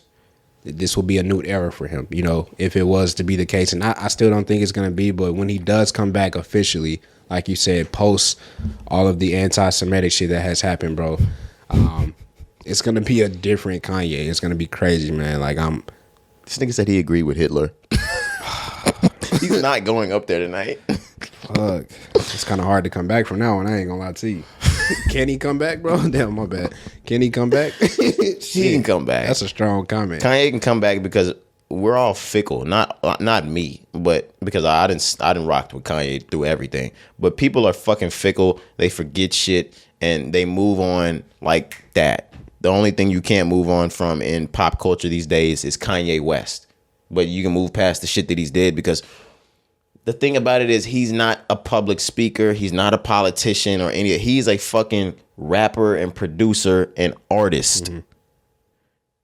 And when that music is too good to be denied, it'll supersede everything he's ever said. And, absolutely. And with Donda, you saw it. With fucking Life of Pablo, you saw it. With Yeezus, the nigga got on the cross. And we still said he's a god. And still said, nah, y'all just don't get where he's going with this. He's before his time. Yeah. Niggas are insane when they say that, by the way. Like, come on. Like, you niggas are going to get over this. Like, I don't care what y'all say. This man is on a cross. Like, I love him, but he tripped out. I know what you mean, man. Oh, yeah. He tripped out. He tripped out for sure. He tripped out on that. Yeah, it's like there's no saving Kanye. Like, it's crazy because we're 10 years past that shit. Right. There's no saving the fact that this nigga got on the cross and called himself a god in the same era. In the same era that he said fuck the Jewish community, bro. Like he went off the deep end. Track 4, I Am a God, featuring God. And it's only featuring God because he's on the track and he's God, he's saying. He's one of a kind. Kanye West, everybody. And the day he dies, God forbid, y'all gonna hail that nigga. So, are we ready to move on? Super Bowl predictions, Cari. Yeah, so I know we kind of mentioned it before, but I'm still rocking with the Chiefs, man. I'll say it's going to be a high-scoring game. I'm going to take the Chiefs 31-24. Oh, snap. We missed some shit with Rihanna. Hey, she dropped the Apple Music commercial for Run This Town. Yeah, that's why that's why we think Kanye is going to be there, because we know that song is going to be performed. You know the reason why I think he's not going to be there? Go ahead. Which I thought that at that moment, he made the beat. They took the beat off. I was like, holy shit. Was the beat not? The beat wasn't on the commercial? Yeah. I mean, I really can't recall. I think they took the beat off the commercial, but when I saw that and I heard it, and I was like, oh, fuck. But go back on. I'm sorry. Super Bowl prediction. 31. I think I said 31 or 30. 31-24 Chiefs. Who you got? Is it bad to say I got the Eagles winning this? No. Okay. They've been the best team on paper, record wise, the entire year. I can't root for them. I'm not rooting for anybody, and I'm definitely not rooting for the fucking Eagles. But the only way, not the only way. Mahomes is like, he's supposed to be that guy moving forward. Commercially, didn't he just lose? He lost the last Super Bowl. Yeah, commercially, he should win this. If we're thinking about business and politics in the NFL and where they have Mahomes slated in people's heads to be like the greatest or one of the greats, he wins this tonight. But I think the Eagles win. Yeah, that's why I want him to win, and that's why I think he's going to win. Because I said this before, I think he got a chip on his shoulder because the last time he did lose, it was to Brady. Mm-hmm. And he's supposed to be like the second coming of Brady, like you just mentioned. They're painting him as that guy. So I feel like Patrick knows that obviously in his head. So that's why I'm rooting for them to win, because I just feel like Patrick can't lose again, and he can't lose to the Eagles and Jalen Hurts. Yep, because it will hurt his career, as far as like how they look at him as being one of those greats. It'll be like when Brady lost to Eli. That first time, I know he ended up losing twice, but like when Brady lost to Eli Manning and the Giants, everybody was like, what the fuck is going on? Oh, Eli got one in there. Did he get two? I was going to say, yeah, he got two. On Brady. That's crazy. He the only person that Brady lost to. And Eli is it bad to say Eli's not that good? He wasn't. That's why I'm saying it's just crazy. And Jalen Hurts is a great quarterback, but his team is great. And I'm not hating, bro. He's had a great year, but his team is amazing. So like the team is the reason why. Jalen's solid though. He's solid, but Jalen ain't the sole reason why they in the Super Bowl. I had motherfuckers telling me I wasn't black if I wasn't going for Jalen. That's crazy. They were like, yo, you can't say Pat. That's bullshit. Hate you niggas. They were like, during Black History Month, and you're doing that. Yep. I was just picking random black niggas from the from the fucking the Chiefs. Well, what about random black niggas? A third stringer. Yeah, bro. But yeah, I think the Chiefs gonna take it, man. We'll see. We'll come back Thursday and let y'all know. We'll report on that. We'll see. I don't know about it. But let's move on with more music. Are you ready to step into the next part? Okay. SZA has been named Billboard's Woman of the Year 2022. Makes sense. Coming off of the album that we just told y'all last week. Finally got knocked off that #1 spot. She had it for 7 weeks. I don't know if it makes sense to me though, Cari. Why not? The album dropped in December. Okay. She was the Woman of the Year and hasn't been seen since month 12 or until month 12 of the year. So look, you want me to be real with you? You think Lotto gets this too? That's funny. I don't give a fuck about this award. It means nothing. Billboard is who gives a shit what they say. So you saying, because you're a big SZA fan, you saying that she don't deserve it, I'm not gonna argue with you on that. Because like to me, I feel like they just give awards like this to whoever is the hottest. You know what I'm saying? And whoever throughout the Billboard year has sold the most. Exactly. And when we think about women in 2022, even though it came out in December, her album sold more than a lot of the hip hop albums from anybody and R&B albums from anybody. So yes, she gets Woman of the Year. If we're talking Billboard numbers wise, it's by a long shot she's the Woman of the Year. So if that's what we're going, if that's the criteria, numbers, that makes sense. That also makes sense. I forgot who else got a Billboard Person of the Year. It was not Billboard, but it was Complex that gave Glorilla like Artist of the Year, right? That type of shit makes sense. Like if we're gonna go, Complex is gonna be who's hotter. Exactly. And they gave it to Glorilla, and then they gave it to 21 Savage on the male side. Yep. I'll agree with you on 21 Savage too, unless you're going to say Kodak. People were pissed off at 21 Savage, period, because they didn't think he should have been on there, even if it wasn't Kodak. You're lying. You're lying to yourself. Yeah. Or you're not tapped into music the way you think you are. For real.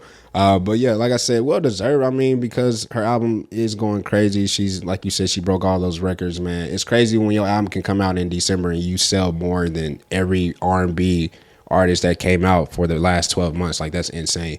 So rightfully deserved. Shout out to SZA. The more recognition that she gets, it just continues to prove and show us that she's one of the greatest when when it comes to like artists on the R&B side, bro, on the women's side. I agree. So it's just amazing to see that. But me, honestly, bro, like Billboard means nothing to me. When Billboard names all these magazines, like I know like when we talk about the number ones and things like that, it's important, you know, from the recognition side. But when they have like these topics, these headlines, I'm only here to see your charts. Yeah, I could care less about that, bro. Give me your charts and shut the fuck up before we start going with the Rolling Stone charts, because them niggas got charts now. Right. All right, just cool the fuck out, buddy. Facts. Don't get too ahead of yourself now. I saw this tweet, Cari, or it was on from the Daily Rap Facts, or whatever it is. Okay, and it was about SZA, and it said that she wanted to join Odd Future before she signed with TDE, and it was able to be confirmed that she actually did say that. Okay. We're going to get into it, but my first thought was, wow, this is the first person I've ever seen that's had thoughts to go to another record label that I was like, her career would have turned out the exact same way had she been with Odd Future, because TDE, her style of music doesn't even fit the MO of TDE. They fit into her, or they fit her into their system. If she was over at Odd Future, she had an album come out before Control. That album would have been perfect. Control would have been perfect for an Odd Future release. And now thinking about the Odd Future artists, they've all pretty much split up and they're not on Odd Future anymore. Right. Tyler's not an Odd Future artist anymore, I don't think. Frank Ocean's not an Odd Future artist. Earl's not an Odd Future artist. They all make more grown-up-esque type music, but it's still their same style, which is what SOS is. It's still fun. It's still got acoustic beats that sound earthy and fresh like the Odd Future sound. It sounds weird in a good way. It all fits. Like if you look at how Tyler the Creator started and where he is now, it looks just like the beginning and now of SZA's career, just with R&B. Yeah, literally. Yeah, I would say that definitely would have panned out. I don't know the exact same way, because I want to pose a question. I want to see how you feel, because with TDE, with it being such a powerhouse and successful, you know, record label, how much of that benefited SZA? Not taking away from her artistry, because SZA would have still made the great music that she makes, but do you think TDE also has some benefit as to like the charts and the notoriety that she has gotten since Control? You know, do you think she would have been able to get that same amount if she was with Odd Future? Because you're on a label with Kendrick Lamar, you're on a label with Schoolboy Q, Ab Soul, you know, people that were all smoking it around that same time that Control came out. If she would have been with Odd Future, it only would have been Tyler the Creator, and he wasn't even at his best shape and form at that time. So do you think that would have helped or no?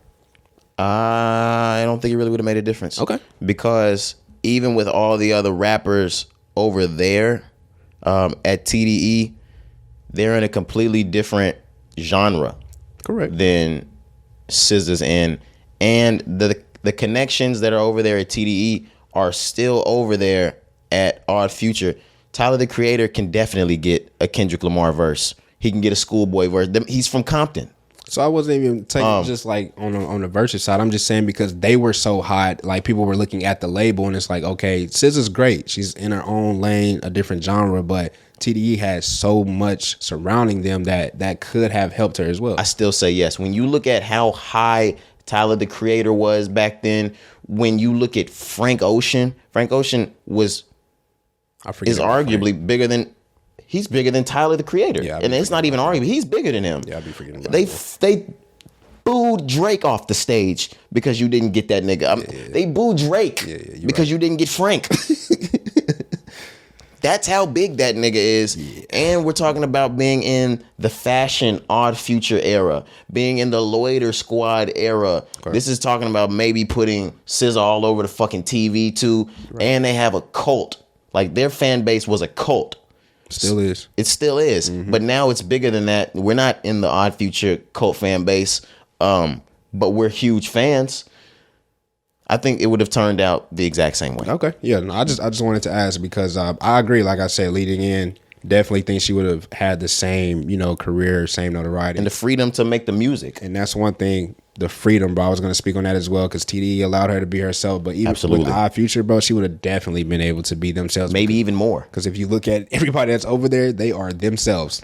The creator is himself. And I'm looking at the track list for Control.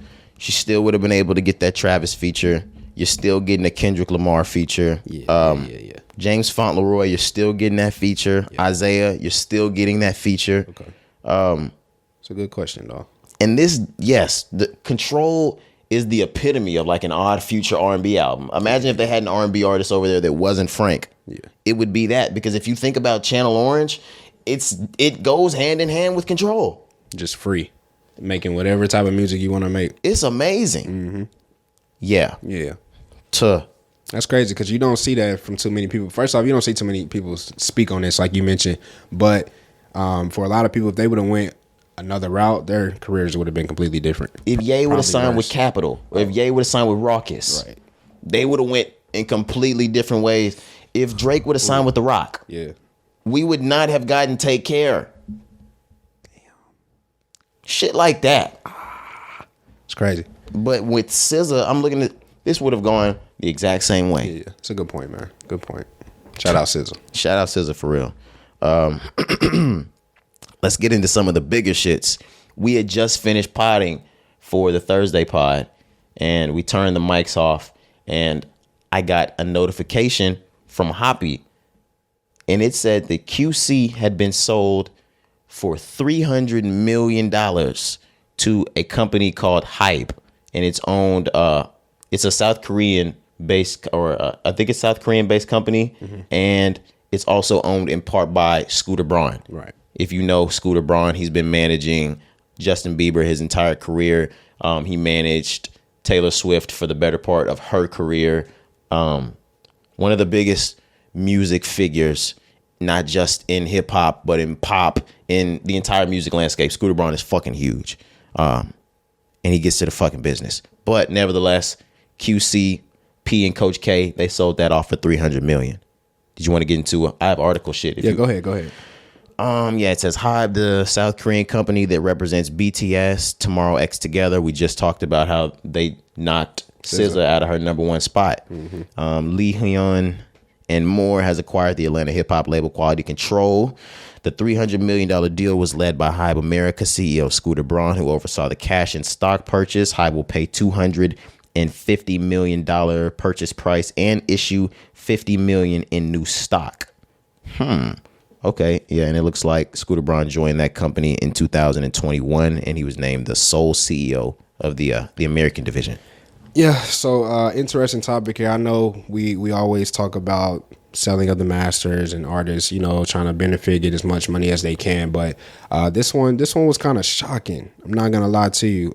Seeing QC sell their entire rights, essentially, to the label that they birthed it, man, that they grew from, all the way from the bottom and made it, one of the most important record labels in the 2010s. It's like, why would you give that up? So I just want to ask you first, before we deep dive into it, what was your first reaction when you saw this? That it wasn't worth $300 million, or that it was worth more than $300 million, and they kind of gave it up easy.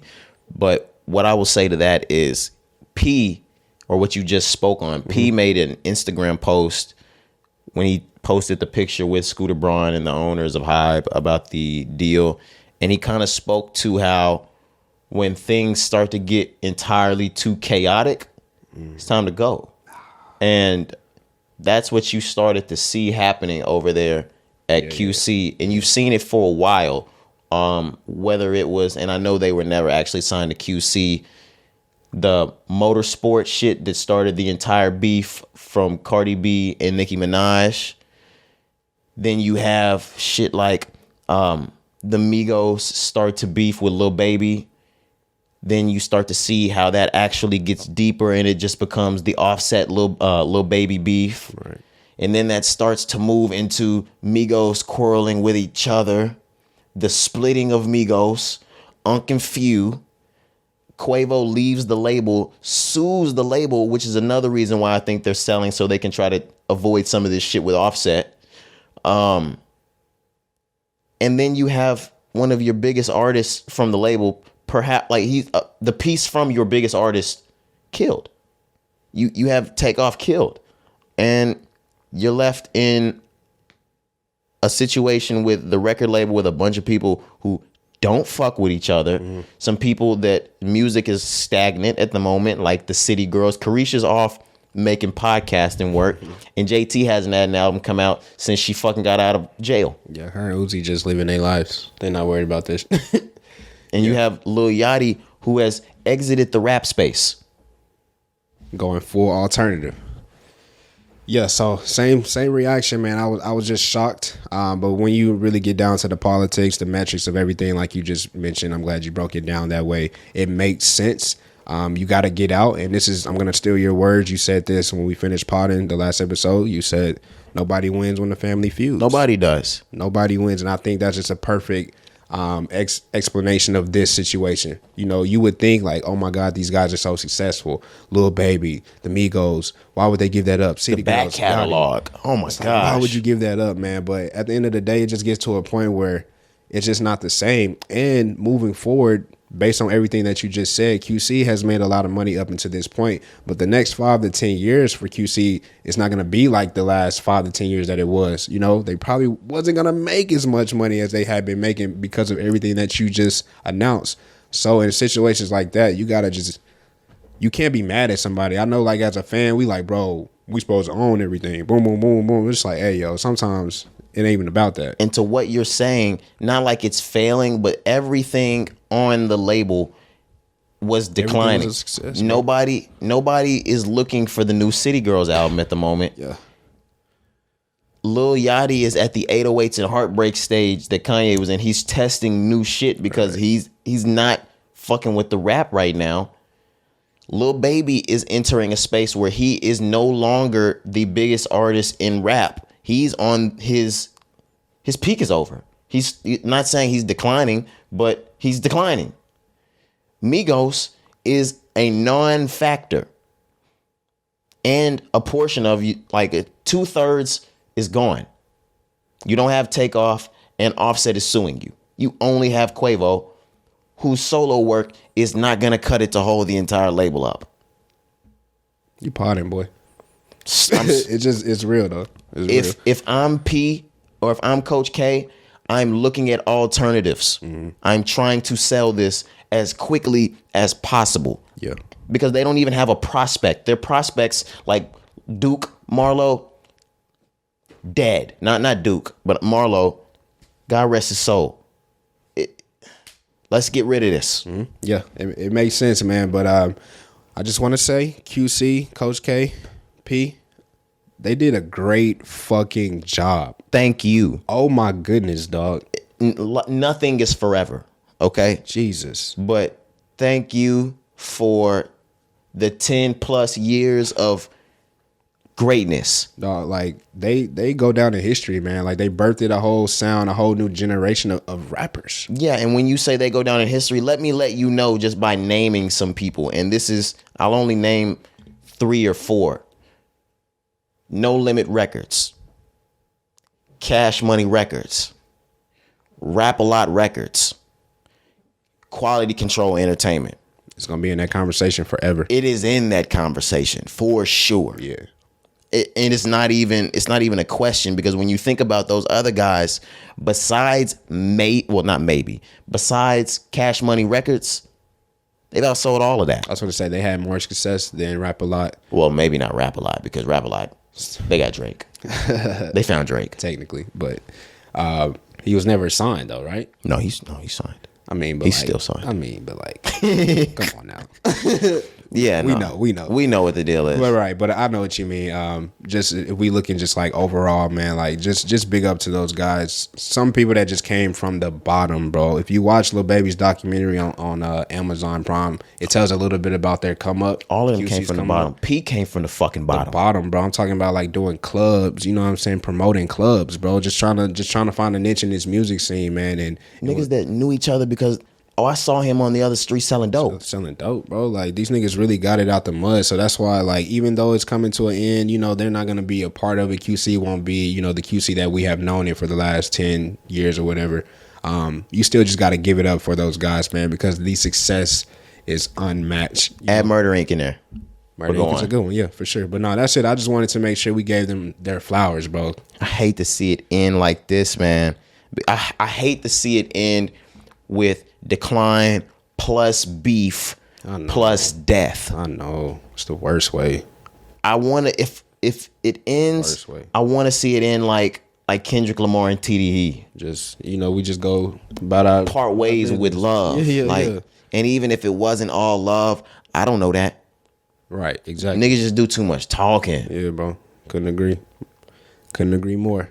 But like we said, shout out P, shout out Coach K, shout out the years that you've given us music greatness, show black excellence, man. Show poise and self-control even in situations and circumstances like the BET Awards, the Joe Budden shit, all of that. Stand up guys, bro. Kept niggas like Offset in line after he got out of the pen, shit like that.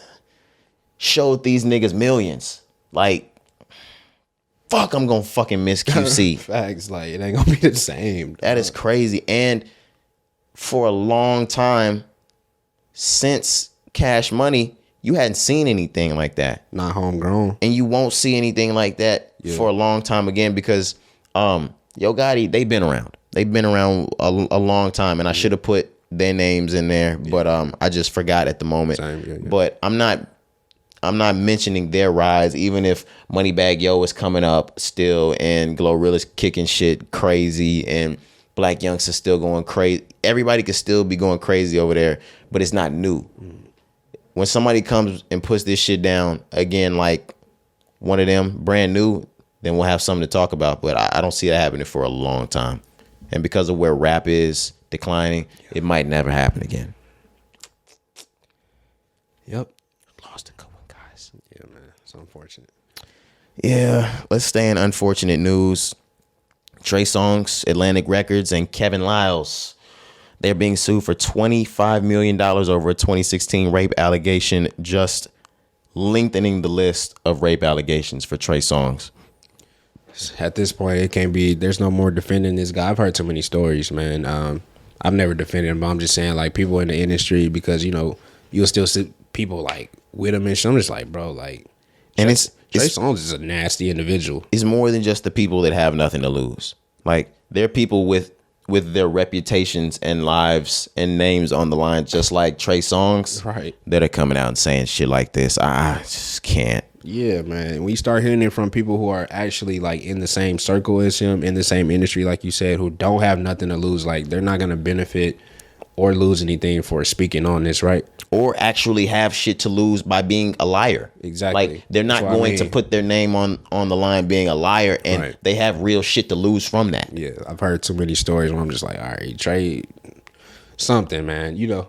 So it's just sick. But you got more on this story here? Yeah, man. This is from Vibe. It says Trey Songz found himself at the mercy of another lawsuit alleging that he raped an unnamed woman at a March 2016 party. And the thing about it is, this nigga's at parties raping. Like, you remember we saw the video of that nigga just grabbing titty inside of a cabana. Yeah, it says, according to Rolling Stone, Jane Doe, of course, because she's unnamed, has refiled a $25 million lawsuit now. It is a little nasty to me sometimes when they don't file the criminal investigation shit, but they go for the money first. Either way, it's not my process. I'm not the victim, so let me not speak on what's appropriate. She refiled a $25 million lawsuit against the singer and his manager, Kevin Liles, and the Atlantic Records portion 300 as additional defendants. It says Doe's attorney released a statement calling out the defendants for turning a blind eye to the number of sexual assault allegations lodged at the musician. They said this case is much more than about one singer and one viciously abused sexual assault survivor who has the courage to take action. It's also very much about the systematic sexual abuse in the music industry and the music industry's complicity in silencing sexual abuse survivors. It's virtually impossible to believe that those executives are not and were not aware of the institutionalized sexual abuse. I actually agree. I mean, whether or not this Jane Doe is truthful or false in her statements, what they said about, there's a lot of rape and sexual assault that goes on in the industry and shit. Yeah. And them labels do be turning blind eyes to that shit because they want to keep getting that money out of their artists, their investments. Every industry does it, man. Sports, music, fashion. And if, just like, let me say it like this. I'm always thinking of an example to make. If you open up a McDonald's and you own that bitch and you go back by 3 months later and it's not up to fucking code, you're going to do what you need to do to salvage that shit or to make it look nice before that shit gets closed. Mm-hmm. Because it's your baby. You're not just going to close it because it's fucking dirty.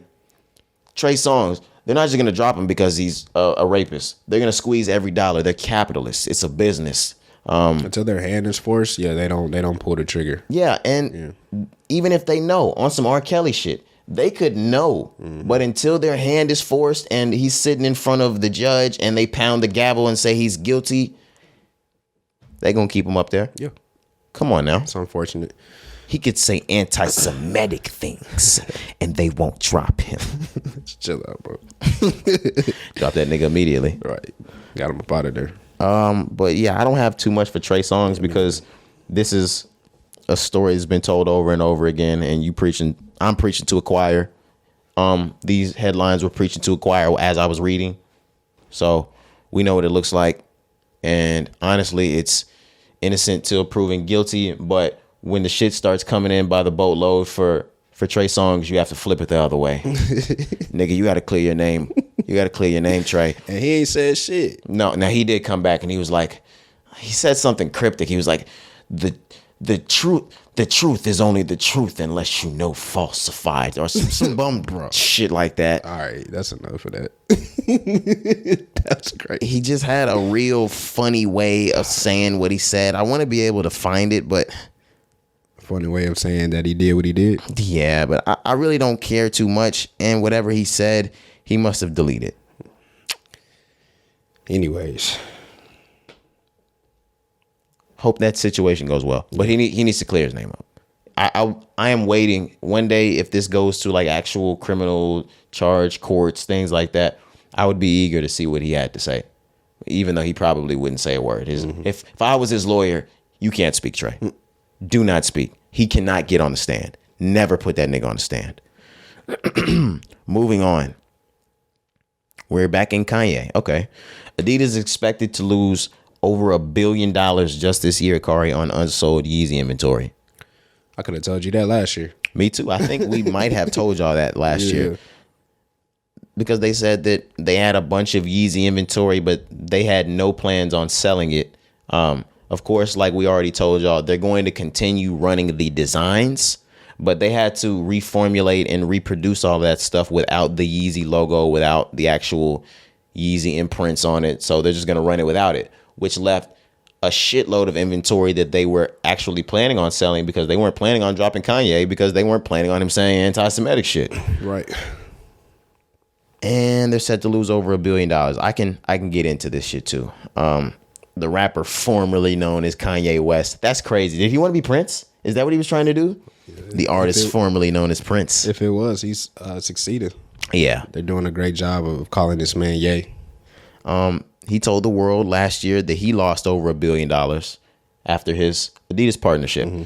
So it's only right that Adidas loses $1 billion too. The German sportswear brand expects to lose $1.3 billion in sales because Yeezy clothes and shoes will not be available. A lack of Yeezy products will also reduce the operating profit by $534 million. So basically, they're losing almost $2 billion in total over this in 2 years. Fuck it. With the with the company projected to only break even this year. Damn. Now, I love Kanye. That's how you cripple a motherfucker. You hit them in the fucking pockets. Yeah, man, we've been saying that since 2018. See, but nobody's willing to be a big enough voice to come together. Yeah. Kanye's a martyr at this point. Bro, I always said that you want to make these industries hurt, bro, you got him in their pockets. That's the only way they pay attention. Just like we was talking about with Trey Songz. Like, only time a nigga will, all right, y'all, you got me, is when you start hitting their pockets and they lose money. That's the only time you can see change. That's it.